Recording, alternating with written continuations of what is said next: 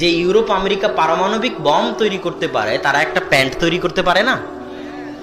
তাহলে সেই প্যান্ট আপনার থেকে নেওয়ার কি প্রয়োজন? আর সেই প্যান্টকে বলতেছেন আপনি উন্নতি। কথা মনে হয় বুঝাতে পারিনি। এরকম যদি সারা বাংলাদেশ গার্মেন্টস দিয়ে ভর্তি হয়ে যায়, তবু এটা উন্নতি নয়। সারা বাংলাদেশের কোনা কোনা যদি গার্মেন্টস দিয়ে ভর্তি হয়, এটা উন্নতি নয়। এটা আমেরিকাও জানে।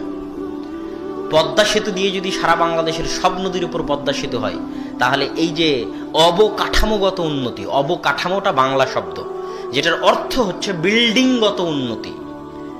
মানে এই যে রাস্তাঘাট পিচ দিয়ে তৈরি হচ্ছে, রাস্তাঘাট বড় হচ্ছে, 4 লেন হচ্ছে, বিল্ডিং তৈরি হচ্ছে, বাড়িঘর তৈরি হচ্ছে, ব্রিজ হচ্ছে, কালভার্ট হচ্ছে, এটা অবকাঠামোগত উন্নতি। অবকাঠামোগত উন্নতি হচ্ছে ঠুনকো, যার কোনো মূল্য নাই।